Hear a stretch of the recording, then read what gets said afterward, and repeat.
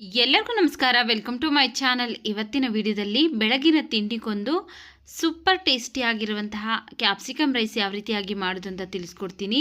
ಕೇವಲ ಒಂದು 10 ನಿಮಿಷ ಟೈಮ್ ಇದ್ದರೆ ಸಾಕು ನಾವು ಈ ಕ್ಯಾಪ್ಸಿಕಮ್ ರೈಸ್ನ ಪ್ರಿಪೇರ್ ಮಾಡ್ಕೊಳ್ಬೋದು. ಅನ್ನ ಒಂದು ಫಸ್ಟ್ ಮಾಡ್ಕೊಂಡಿದ್ರೆ ಬೇಗ ಒಗ್ಗರಣೆ ಹಾಕಿ 10 ನಿಮಿಷದಲ್ಲೇ ಪ್ರಿಪೇರ್ ಮಾಡ್ಕೊಳ್ಬೋದು.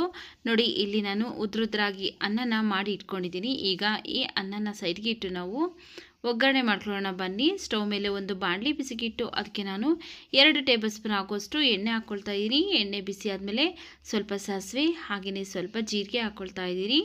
2 ಟೇಬಲ್ ಸ್ಪೂನ್ ಆಗೋಷ್ಟು ಕಡಲೆಬೀಜ, 1 ಟೇಬಲ್ ಸ್ಪೂನ್ ಆಗೋಷ್ಟು ಕಡಲೆಬೇಳೆ, ಸ್ವಲ್ಪ ಹಸಿ ಕರಿಬೇವಿನ ಸೊಪ್ಪನ್ನು ಹಾಕಿ ಇವಿಷ್ಟು ಲೈಟಾಗಿ ಕಲರ್ ಚೇಂಜ್ ಆಗೋವರೆಗೂ ಫ್ರೈ ಮಾಡ್ಕೊಳ್ತಾ ಇದ್ದೀನಿ. ನೋಡಿ, ಇವಿಷ್ಟು ಕಲರ್ ಚೇಂಜ್ ಆಗೋವರೆಗೂ ಫ್ರೈ ಮಾಡಿಕೊಂಡು ಈಗ ಇದಕ್ಕೆ ನಾನು ಒಂದು ದೊಡ್ಡ ಸೈಜ್ನ ಈರುಳ್ಳಿನ ಕಟ್ ಮಾಡಿ ಸೇರಿಸ್ತಾ ಇದ್ದೀನಿ. ಹಾಗೆಯೇ ಒಂದು 2 ಹಸಿಮೆಣಸಿನಕಾಯಿನೂ ಸಹ ಕಟ್ ಮಾಡಿ ಹಾಕ್ಕೊಳ್ತಾ ಇದ್ದೀನಿ. ಈಗ ಹಸಿಮೆಣಸಿನಕಾಯಿ ಮತ್ತು ಈರುಳ್ಳಿ ಎರಡನ್ನೂ ಸಹ ಕಲರ್ ಚೇಂಜ್ ಆಗೋವರೆಗೂ ಫ್ರೈ ಮಾಡ್ಕೊಳ್ಬೇಕು. ನೋಡಿ, ಈ ರೀತಿಯಾಗಿ ಫ್ರೈ ಮಾಡಿಕೊಂಡ ನಂತರ ಈಗ ಇದಕ್ಕೆ ನಾನು ಒಂದು ದೊಡ್ಡ ಸೈಜ್ ಟೊಮೆಟೊನೂ ಸಹ ಕಟ್ ಮಾಡಿ ಸೇರಿಸಿ ಟೊಮೆಟೊ ಎಲ್ಲ ಚೆನ್ನಾಗಿ ಸಾಫ್ಟಾಗಿ ಬೇಯೋವರೆಗೂ ಬೇಯಿಸ್ಕೊಳ್ಬೇಕು.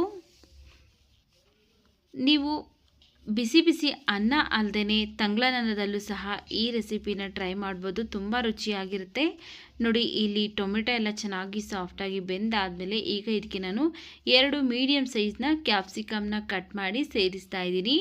ಕ್ಯಾಪ್ಸಿಕಮ್ ಒಂದು ಅರ್ಧ ಭಾಗದಷ್ಟು ಬೆಂದರೆ ಸಾಕಾಗುತ್ತೆ. ತುಂಬ ಸಾಫ್ಟಾಗಿ ಎಲ್ಲ ಬೇಯೋದೆಲ್ಲ ಬೇಕಾಗಿಲ್ಲ. ನಾವು ತಿನ್ನಬೇಕಾದ್ರೆ ಕ್ರಂಚಿಯಾಗಿ ಬಾಯಿಗೆ ಸಿಕ್ಕಿದ್ರೆ ಟೇಸ್ಟು ಚೆನ್ನಾಗಿರುತ್ತೆ. ಅದರಿಂದ ಅರ್ಧ ಭಾಗದಷ್ಟು ಫ್ರೈ ಮಾಡ್ಕೊಂಡಿದ್ದೀನಿ. ಈಗ ಇದಕ್ಕೆ ನಾನು 2 ಸ್ಪೂನ್ ಆಗೋಷ್ಟು ವಾಂಗಿಬಾತ್ ಪೌಡರ್ ಹಾಕ್ಕೊಳ್ತಾ ಇದ್ದೀನಿ. ಹಾಗೆಯೇ ಅರ್ಧ spoon red chilli powder, 1/4 spoon ಅರಿಶಿನ ಪುಡಿ ನೋಡಿಕೊಂಡು ನಿಮ್ಮ ಖಾರಕ್ಕೆ ಎಷ್ಟು ಬೇಕಷ್ಟು ನೀವು ರೆಡ್ ಚಿಲ್ಲಿ ಪೌಡರ್ನ ಸೇರಿಸ್ಕೊಂಡು ಫ್ರೈ ಮಾಡ್ಕೊಳ್ಬೇಕು. ನೋಡಿ, ಈಗ ಇವಿಷ್ಟು ಹಾಕ್ಕೊಂಡಾದ್ಮೇಲೆ ಚೆನ್ನಾಗಿ ಒಂದ್ಸರಿ ಮಿಕ್ಸ್ ಮಾಡಿಕೊಂಡು ಈಗ ಇದಕ್ಕೆ ನಾನು ಒಂದು ನಿಂಬೆ ಹಣ್ಣಿನ ಗಾತ್ರದಷ್ಟು ಹುಣಸೆ ಹಣ್ಣನ್ನು ನೆನೆಸ್ಬಿಟ್ಟು ಹಾಕ್ಕೊಳ್ತಾ ಇದ್ದೀನಿ. ಹಾಗೆಯೇ ಇದನ್ನು ಹುಣಸೆ ಹಣ್ಣು ಹಾಕಿ ಚೆನ್ನಾಗಿ ಒಂದ್ಸರಿ ಮಿಕ್ಸ್ ಮಾಡಿಕೊಂಡು ಈಗ ಇದಕ್ಕೆ ನಾವು ರುಚಿಗೆ ತಕ್ಕಷ್ಟು ಉಪ್ಪನ್ನು ಈಗ ಸೇರಿಸಬೇಕು. ನೋಡಿಕೊಂಡು ನಿಮಗೆ ಎಷ್ಟು ಬೇಕೋ ಅಷ್ಟು ರುಚಿಗೆ ತಕ್ಕಷ್ಟು ಹಾಕ್ಕೊಳ್ಳಿ. ಹಾಗೆಯೇ ಒಂದು ಅರ್ಧ ಸ್ಪೂನ್ ಆಗೋಷ್ಟು ಬೆಲ್ಲನ ಪೌಡ್ರ್ ಮಾಡಿ ಸೇರಿಸ್ತಾ ಇದ್ದೀನಿ. ಬೆಲ್ಲ ಹಾಕೋದ್ರಿಂದ ಟೇಸ್ಟು ಚೆನ್ನಾಗಿರುತ್ತೆ. ಯಾರಿಗಾದ್ರೂ ಬೆಲ್ಲ ಬೇಡ ಅನ್ನೋರು ಖಂಡಿತವಾಗ್ಲೂ ಸ್ಕಿಪ್ ಮಾಡ್ಕೊಳ್ಬೋದು. ಆದರೆ ಬೆಲ್ಲ ಹಾಕೋದ್ರಿಂದ ಟೇಸ್ಟು ತುಂಬ ಚೆನ್ನಾಗಿರುತ್ತೆ. ನೋಡಿ, ಇಲ್ಲಿ ಇವಿಷ್ಟು ಹಾಕಿ ಚೆನ್ನಾಗಿ ಫ್ರೈ ಮಾಡಿಕೊಂಡ ನಂತರ ಈಗ ಇದಕ್ಕೆ ನಾವು ಫಸ್ಟನ್ನೇ ಮಾಡಿ ಎತ್ತಿಟ್ಕೊಂಡಿರುವಂತಹ ಉದ್ರುದ್ರಾಗಿ ಮಾಡಿರುವಂತಹ ಅನ್ನನ ಸೇರಿಸ್ತಾ ಇದ್ದೀನಿ. ಹಾಗೆಯೇ ಸ್ವಲ್ಪ ಸಣ್ಣದಾಗಿ ಕಟ್ ಮಾಡಿರುವಂತಹ ಕೊತ್ತಂಬರಿ ಸೊಪ್ಪನ್ನು ಸಹ ಹಾಕ್ಕೊಂಡು ಚೆನ್ನಾಗಿ ಇವಿಷ್ಟು ಒಂದಕ್ಕೊಂದು ಮಿಕ್ಸ್ ಆಗೋ ಥರ ಮಿಕ್ಸ್ ಮಾಡ್ಕೊಳ್ಬೇಕು. ತುಂಬಾ ರುಚಿಯಾಗಿರುತ್ತೆ ಸ್ನೇಹಿತರೆ. ಲಂಚ್ ಬಾಕ್ಸ್ಗಂತೂ ಈ ರೆಸಿಪಿನ ಮಾಡಿಕೊಟ್ರೆ ಮಕ್ಕಳು ಬಾಕ್ಸ್ ಪೂರ್ತಿ ಖಾಲಿ ಮಾಡ್ಕೊಂಬರೋದಂತೂ ಗ್ಯಾರಂಟಿ. ಅಷ್ಟು ಟೇಸ್ಟಿಯಾಗಿರುತ್ತೆ. ಹುಳಿಯಾಗಿ ಖಾರವಾಗಿ ಸ್ವೀಟಾಗಿ ತುಂಬಾ ಟೇಸ್ಟಿಯಾಗಿರುತ್ತೆ. ನೋಡಿ, ಈಗ ಚೆನ್ನಾಗಿ ಮಿಕ್ಸ್ ಮಾಡ್ಕೊಂಡಾಗಿದೆ.